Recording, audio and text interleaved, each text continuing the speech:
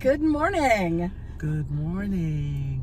Welcome to Carpool Convos with Deb, Oh. and Liz. It is a beautiful day in our Caribbean paradise of St. Croix, and we're here to chat with you. To talk about today, we're going to talk about women supporting women, being supportive of women, and not just the women that you love and like, but supportive of women as a whole. That I had an experience last week that kind of threw me in recognition, and it came to. Part of it was women not supporting women, how this thing played out.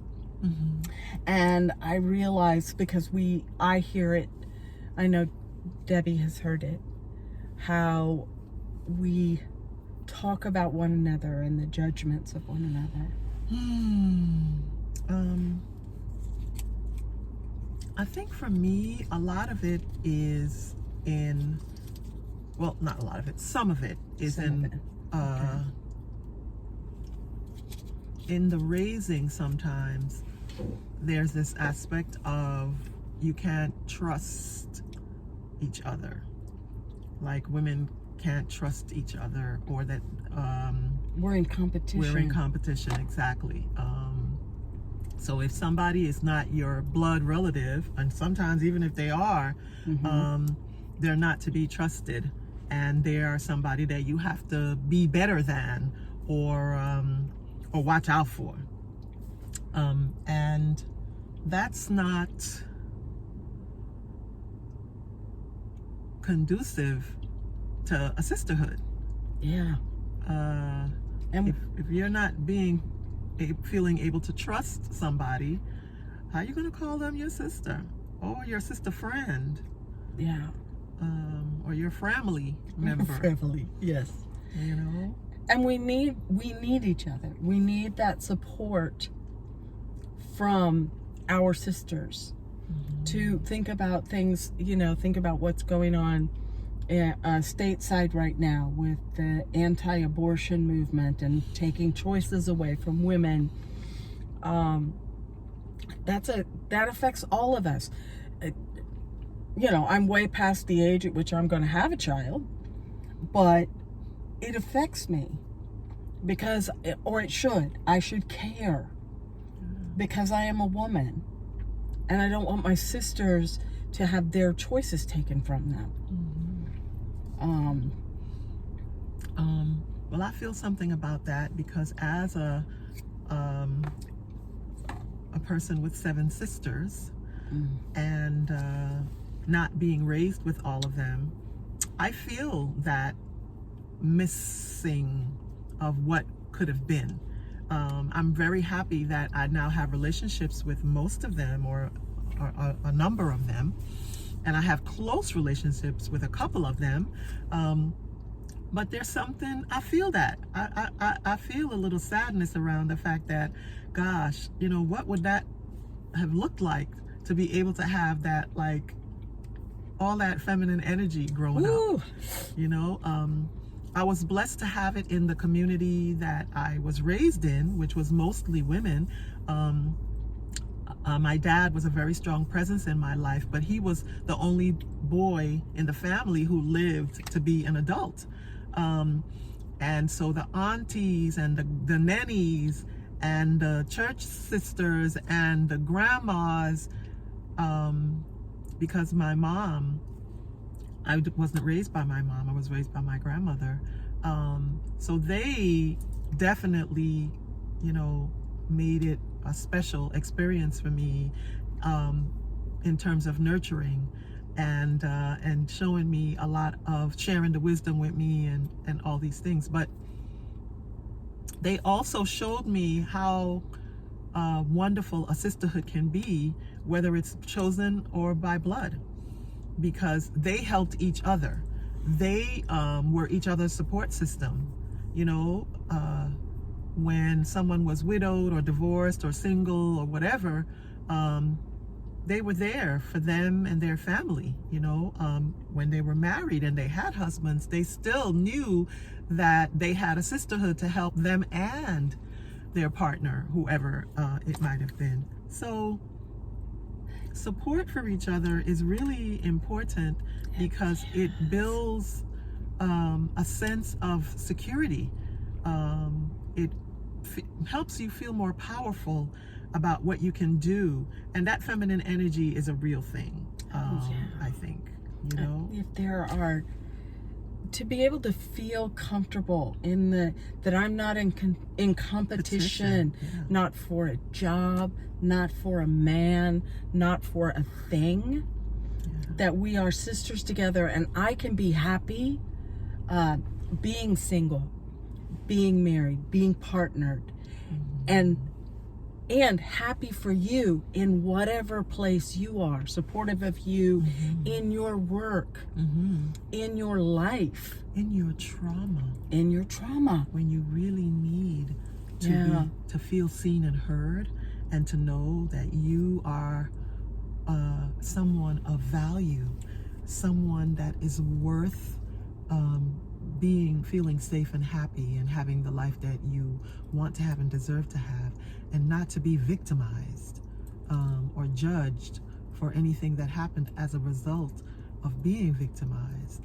That's so important in our lives, you know, and in the way that we think about ourselves and others, and how we raise our children, whatever their gender. Yes. You know, because you want the little ones to grow up knowing that everybody is valuable, and one gender is not superior to the other, just like one ethnic group is not superior to the other. No. You know, but there's some ways, right, that we can show support for each other. There are things that we can consider and do that can make that support actually be action, you know, to make it happen. But a lot of it, I believe, starts with ourselves, because if you think poorly of yourself, it's very difficult for you to be able to think highly of somebody else. Yeah. You know, and sometimes you do think highly of them and not highly of yourself, but it isn't a full feeling, I think. I was going to say, or highly of them in ways that is not uplifting. For you, even, right? That I think highly of them because they got the education, or they have the money, or they have the band. For some reason that makes me feel less than. Because I'm, and I think that piece over, we need to love ourselves. Love yourself. It doesn't matter what you look like. It doesn't matter what mistakes you've made. Love yourself. Yeah. As long as you don't want to continue making them, you know, that you want to be more of your best self, simply because you can be. And then I think you attract like people. Heck yeah. Because you've learned to love and accept yourself. Not that we don't have struggles. No. And it's important to forgive yourself yes. as well. You know, if you feel like you've done something that, you know, just wasn't right, examine it. Examine you and the reasons why you did it. If you need outside help with that, talk to somebody, a counselor, a therapist, and, you know, get to the root of that behavior. Because, you know, practice makes habit, not perfect, right? Yes. So, and habits are meant to be what? Broken as well, if they're bad ones. If they're not serving you, break them. Yes. Even if it takes a while. It's in the doing. It's in the doing. And support your sisters. Yeah. How can we do that? How can we do that? Yeah. I'm thinking reaching out. Because she and I, we don't see each other as often as we used to, Right. and as often as we want to, for a lot of reasons. Life is life, and Life is life. But Life is maybe life. just when you think of your sisters, Mm-hmm. send them a smiley emoji. Mm-hmm. Send them some sort of, just I'm thinking of you. Mm-hmm. I don't necessarily need a conversation, but if you send me a little heart, I'll be like, oh, because I know that, and then it causes me to think of that person, and maybe think of others that, oh, I haven't reached out to them, but they're my sisters, and I want to be supportive, even if I live, 3,000 miles away. Yeah. What else? Let them know how you feel about them. Ask them, how can I love you in a way that shows you how much you mean to me? Louise Hay had that saying. She didn't say it in that way, of course, but I learned that from her. Every once in a while, she said she would ask those that she, were important to her in her life, how can I love you in a way that shows you how I feel about you? And I thought that was really profound. It's something that's courageous even. Yes. And when I've tried it, I got no response. It sort of threw more than one person. It threw them off. They were like, But that goes back to when you say, how can I love you in a way that you will know? So I need to know. Yeah. How do I feel love? What is going to convey to me? Is it that heart emoji? Yeah. Is it, do I need a hug? Yeah. Do I need you to check on me? Yes. With a phone call. Some people need to hear your voice or see you. So if they can't be in your space, a video chat, but ask them to be specific. Yes. And you do it for yourself I was too. about to say that. Yeah. And let them know what you need them to do so that you feel the love that they have for you, the support that they have for you.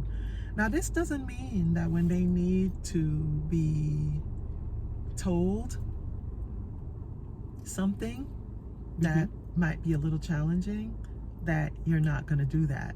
No. If they want to know, if they ask you, well, what do you think about X, Y, and Z? And in your mind and in your heart, you see where it could have been handled a little bit differently, or they're not being loving and truthful with themselves. There's a way to approach that, to let them know in a loving way, kind way. Sis, well, I'm going to yield to the counselor here to maybe say that. That maybe we could do a little to be role okay. play. Yeah. So how would you, say that to me? So yeah, I did it, and this is what I did, and that's what I said, and I meant it, and that's that. I'm kind of wondering, because you present that in a very defensive way. I'm wondering how you're really feeling about it. I was mad. I was just really angry, and I felt like I was right. And how come they didn't see that? How come they couldn't see that? I told them what I did and why I did it. How come they couldn't see that? I was right. I was right. You were right for you, and not necessarily right for them. Say that again. You were right for you. Yeah. But not necessarily right for them. Do you want to be right more than you want to have a loving relationship with somebody? Absolutely. Yes. Which one means more to you? Your being right, or this person? This situation? And being that I want to be open. I want to learn. And the hard messages are the things that help me learn. They help me see places that I'm blind to. And Debbie has been, she's been one of my primary teachers in a way. When she says things, they're always said with kindness and love, because I know she cares about me. And she cares enough and says it in such a way that I can hear it and then call into question the way I've thought about something. You are Wow. amazing I didn't know that. Thank you. at being able to do that. Now, I've had to make some phone calls or get back with people sometimes because I have opened my mouth and let loose with some nonsense. Trust and believe. It's happened. I think we probably all have. I've had to grow into the idea of letting go of the need to be right. It took me a lot of work to do that, because for some reason, right feels like it should be that everybody can recognize that I am right, and they should say, yeah, okay, and go along with whatever I say. And when I let go of that, when I recognized when I was being that person and how it was affecting my relationships, but also how I thought about myself, like I had the right to tell other people what to do and how to be in their own lives. When I tell you, rude awakening, and sometimes I'm reminded of it. You know, Spirit reminds me of it when I'm, hello, what do you have control over again in your own life, let alone somebody else's? Have several seats and check yourself. Yeah. So we just keep doing it. You know, we continue to gravitate towards those lessons that we need so that we can come to the realization that support means supporting myself in First in being and foremost. that good and loving person that I can be, and forgiving myself for the times when I screw that up. Yes. And also being the friend that I want others to be for me. Lean on your sisters. Be a sister that someone can lean on. There is enough to go around. There is. And your absolutely special, unique, one in billions self is enough. You know, you're not in competition with anybody else. No. Because nobody else can be you, and you can't be anybody else. And the gifts that you have are yours alone and are meant for you to shine, for you to be all that you can be. And part of that is support for yourself and support for others. So lean into that. Write your own definition of support in the comments. Let us know what you think support means, and how, if you want to, how you've used it today or how you plan to use it today. Okay? What does support mean to you?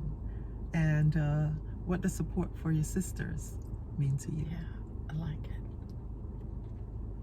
So, we say good afternoon from St. Croix. Yeah. Be peaceful. It's Teen Dating Violence Awareness Month, so support a teen if you can. Yes. You know, let them know that someone's there for them, someone sees them and listens to them and wants the best for them. Take care of yourselves. Walk good.